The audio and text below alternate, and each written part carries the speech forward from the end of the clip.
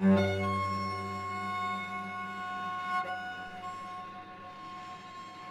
just wanted to live in another country and work in another country. I wanted to do something professional, wanted to use my qualifications in IT to actually earn a decent living, and from that kind of leverage a cool, ability to travel, actually bankroll myself to actually go to, visit another country while I'm there versus, barely sort of keeping afloat.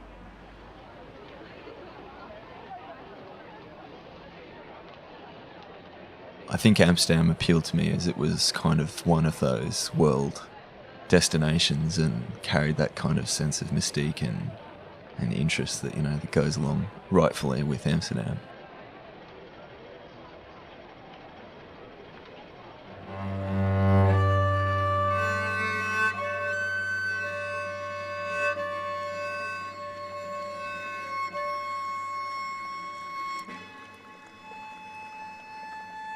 I suppose my initial conception of Amsterdam was more of a bigger city.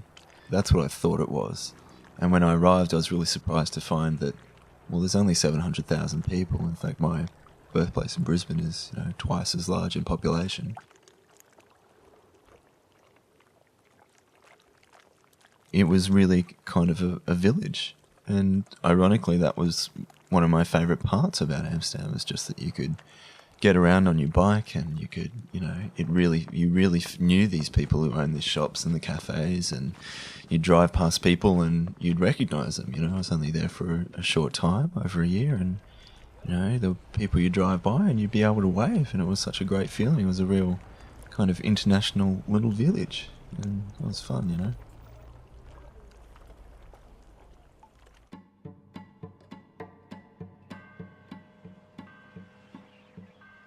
The first photos I sent back to my parents were not of me, it was of my bike. It was my bike in cool places. I'm going to be buying a bike when I get back to Brisbane, but it's just not the same, and it's just such an integral part of being in the Netherlands. I spoke to my cousin today, who's actually going over to Amsterdam very soon, and I said the first thing you need to do is go and spend €6, hire yourself a bike for the day, and get around on a bike, because if you don't jump on your bike and zip around, you're missing the whole thing. I think you ask anyone who's lived there, and the bike will be one of the first 3 words that'll come out of their mouth.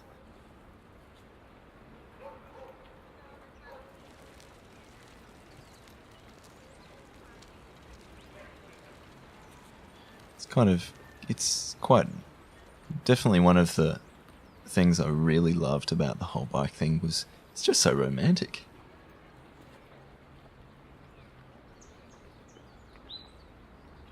Really, really sweet to see particularly the families going off and taking their kids to school, and you'll just see like the bike with a big basket in the front with 3 blonde little things poking out, and no helmets, of course.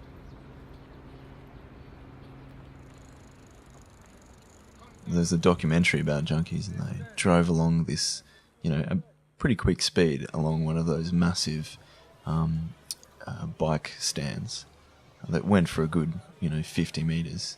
And they drove along at speed, and they could go, that one's unchained, that one's not chained correctly, that one's not chained correctly, and then they'd just go and break into them. That's part of a documentary, and they're stole like 3 bikes in 2 minutes or something. Just incredible.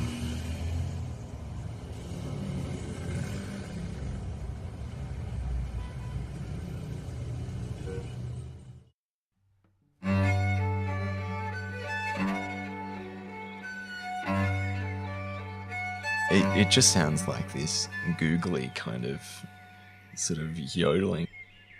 I really loved learning it and trying to speak it.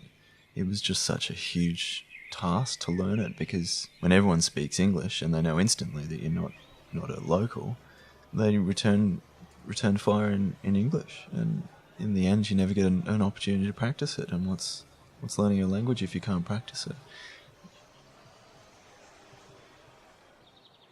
I was seeing a Dutch girl, and unfortunately, we really didn't speak much in Dutch. When you're busy and you've got things to do and you work, and you got to do stuff, English is what you use because that's what's best for the job. And in the end, Dutch kind of got a second place. But I was involved in Dutch conversations at work, which was really great. That was really cool. I really liked that I'd kind of got to a level, even with skipping the second round of Dutch classes, that was a little bit better than just some basic, can I have a kebab, please? Yeah, it was nice.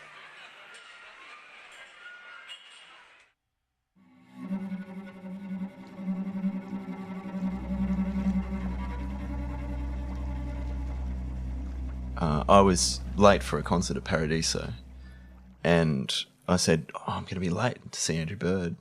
And so Christian sort of hightailed it back. And the great thing about Amsterdam is that everything's accessible by canal. So here I was. He was quite drunk and decided to sort of spin the boat around perpendicular to the canal and just charge the canal just next to Paradiso, grass in front. I got up on the bow and he charged it, hit it at full speed. I rolled off, did a commando roll on the grass, waved them goodbye and ran up to Paradiso, just 10 metres away. Incidentally, the guy I was going to go and see, a guy called Andrew Bird, was actually on the veranda and watched it all happen, and he was like clapping up there, having a cigarette kind of thing. And yeah, it was great. Well, I really love the fact that you can just get everywhere by boat. I mean, where else can you do that? There's only a handful of places, yeah.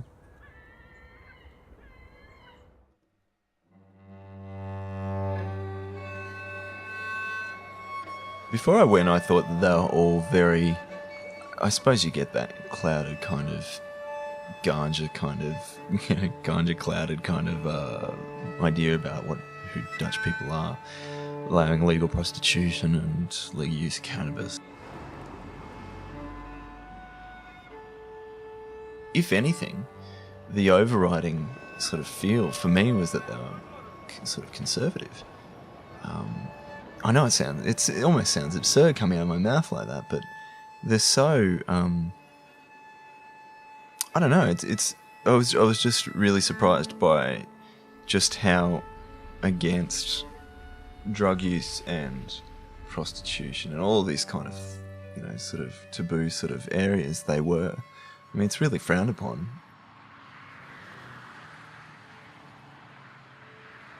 I really do leave the Netherlands with an idea that it's more conservative than liberal, but at the same time that sounds completely absurd when you think about it. I think it's very polarised, but I think ultimately they have a very realistic view about things, very pragmatic about things.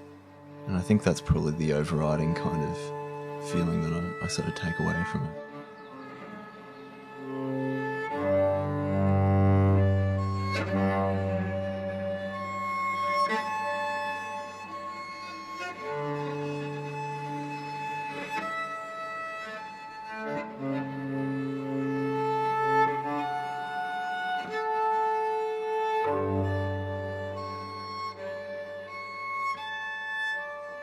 Mag ik een kebab hebben, alsjeblieft?